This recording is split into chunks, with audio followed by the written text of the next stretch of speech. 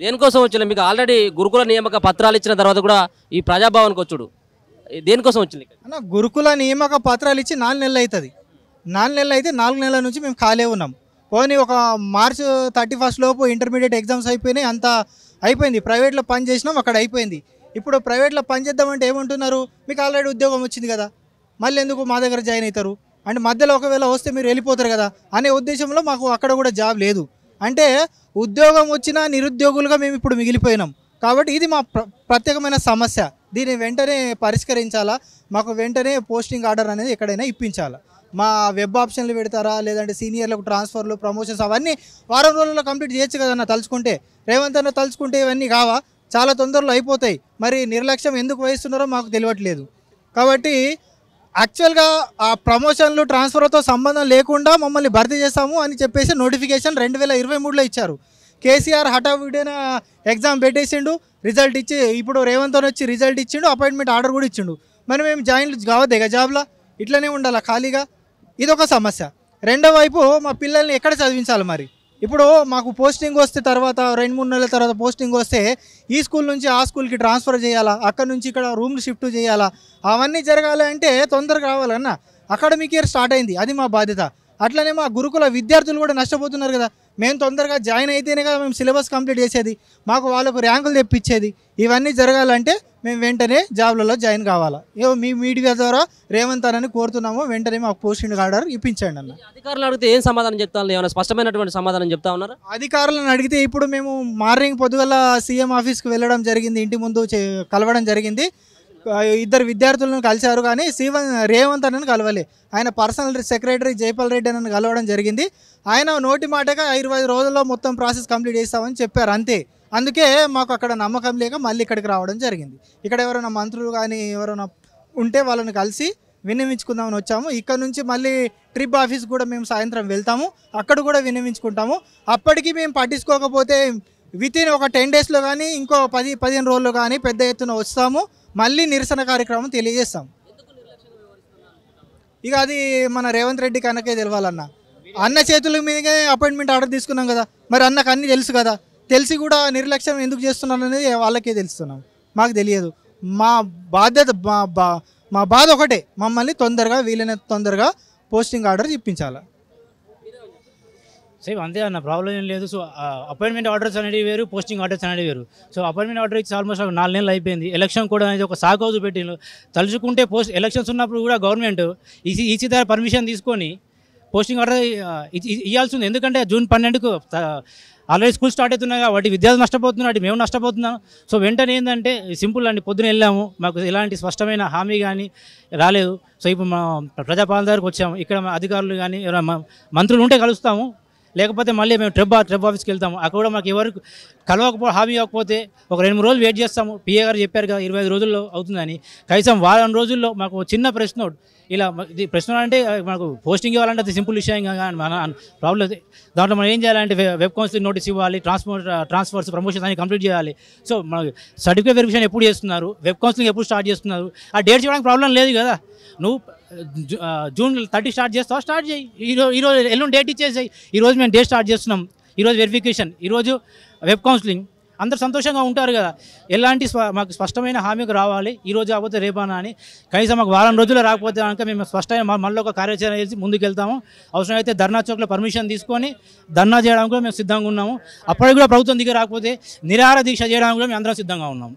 ఎందుకంటే అంత దూరం పోవాలనుకుంటే, ఎందుకంటే రేవంత్ రెడ్డి గారు ఆయన స్వతహా ఆయన చేతుల మీద ఇచ్చాడు కాబట్టి అంత అంగరంగ వైభవంగా ఎప్పుడు కూడా జరగలేదు. అంత పెద్ద ఎల్బీ స్టేడియంలో అంగరంగ వైభవంగా 9,000 మందిని పిలిచి 6,000-8,000 మందికి నియామక పత్రాలు ఆయన చేతుల మీద ఇచ్చాడు కాబట్టి ఆ సంతోషం ఆయనకు ఉంది. అది ఆయన మరవాలనుకుంటున్నాము, ఇస్తారనుకుంటున్నాము. ఇవ్వకపోతే కనుక మా కార్యాచరణ మేము మరో వారం 10 రోజుల్లో తెలియజేస్తాం.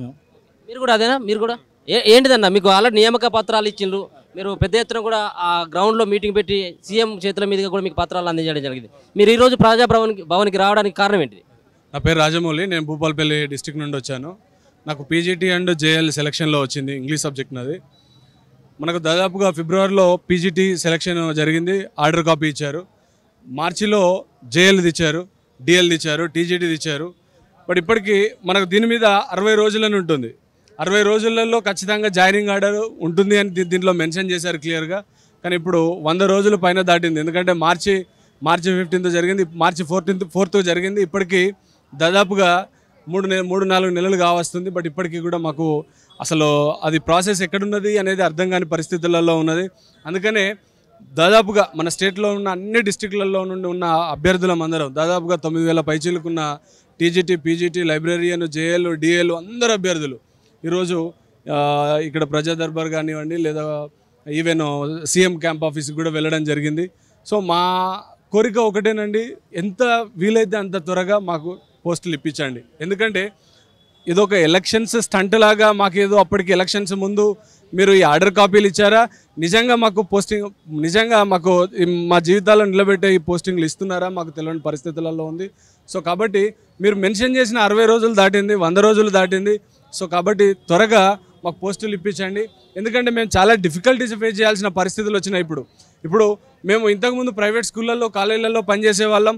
ఇప్పుడు మమ్మల్ని ఆ కాలేజీలలో నుండి తీసేశారు. 5,000కు 10,000కు అసలు 8 నెలలు ఉంటుందండి చెప్పుకోవడానికి. ప్రైవేటు స్కూళ్ళల్లో, కాలేజీలలో పేరుకే ఉపాధ్యాయులు, లెక్చరర్స్ కానీ చాలా ఇబ్బందులు ఉంటాయి. ప్రైవేట్ కాలేజీలలో మాకు ఒక 8 నెలలు, 9 నెలలు, 10 నెలలు వాడికి ఎప్పుడు కోపం వస్తే అప్పుడు తీసేసే పరిస్థితులు ఉండేది. ఇది కాదు, కనీసం ఒక గవర్నమెంట్ జాబ్ వస్తేనన్నా మా సమస్యలు తీరుతాయని మేము రేయనక పగలనక మేము 24 గంటలు ప్రిపేర్ అయ్యి పోస్టులు కొట్టుకున్న తర్వాత కూడా ఇప్పుడు మాకు కనీసం ఇప్పుడు ఆ జాబు లేదు, ఈ జాబు లేదు, ఆ 8 నెలల జాబు కూడా చేయలేని పరిస్థితి. వాళ్ళని మమ్మల్ని పక్కన పెట్టారు.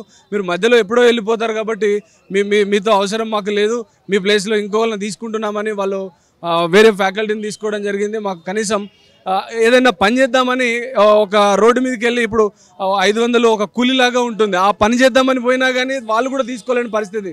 నువ్వు చదువుకున్నావు, నీకు పారబడరాదు, నీకు పని చేయరాదు అంటున్నారు. మరి ఈ పరిస్థితులలో మరి మమ్మల్ని ఎట్లా బతకమంటున్నారు? ఓ పని చేయలేదు, మా ఫ్యామిలీ ఇప్పుడు నాతో పాటుగా నా భార్య పిల్లలు ఉన్నారు, వాళ్ళని నేను ఎట్లా పోషించాలి?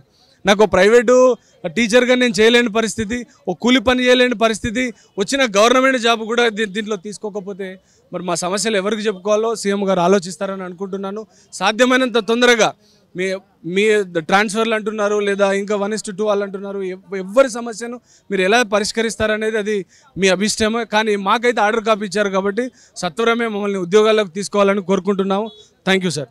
అడిగితే ఏమంటా ఉన్నారు, దీనికి సమాధానం ఏమని చెప్తా ఉన్నారు? ఎలక్షన్స్ అని అన్నారు. ఫస్ట్ ఎలక్షన్ కోడ్ ఉంది, ఎలక్షన్ కోడ్ అయ్యేంత వరకు మేము ఎలక్షన్ కోడ్ అవ్వకముందు ఒక 2-3 టైమ్స్ వచ్చినాం, ట్రిప్ ఆఫీస్కి వెళ్ళాం. ట్రిప్ ఆఫీస్కి వెళ్తే వాళ్ళు ఏమంటున్నారంటే ఎలక్షన్ కోడ్ అయిపోయేంత వరకు మేమేం చేసేటట్టుగా ఉండదు, ఎవ్రీథింగ్ ఎలక్షన్ కోడ్ అయిపోయినాకనే అన్నారు. ఎలక్షన్ కోడ్ జూన్ 6వ తారీఖున అయిపోయింది. మరి జూన్ 6వ తారీఖు అయిపోతే ఇప్పటికీ కూడా దీని మీద మాకు ఎలాంటి స్పందన లేదు వాళ్ళ దగ్గర నుండి. అక్కడికి వెళ్తే మా చేతులు, అప్పుడేమో ఎలక్షన్ కోడ్ అన్నారు, ఇప్పుడు వెళ్తేనేమో మా చేతులు ఏం లేదు, ఏదున్నా సీఎం గారి దగ్గరికే వెళ్ళాలి అని అంటున్నాడు. మరి సీఎం వాళ్ళ ఆఫీస్కి వెళ్ళాం, వాళ్ళేమో మమ్మల్ని కలవనివ్వట్లేదు. కనీసం ఇక్కడైనా మాకు గోడు వెళ్ళబుచ్చుకుందామని ఇక్కడికి రావడం జరిగింది. దరఖాస్తు ఇచ్చినాము, దరఖాస్తు ఇస్తే సరే చూస్తాం, మాట్లాడతాం అంటున్నారు. కానీ మరి అది ఏం చేస్తారనేది అర్థం కాని పరిస్థితి ఉన్నది. ఏదేమైనప్పటికీ మీరు తొందరగా మా సమస్యను పరిష్కరించకపోతే పెద్ద ఎత్తున గురుకుల అభ్యర్థులు అందరూ వచ్చి రోడ్డు మీద బైఠాయించాల్సిన పరిస్థితులు వస్తాయి. ఇంకా మేము ఇది ఒక ఉద్యమంలాగా మళ్ళీ వచ్చే పరిస్థితి ఉంది.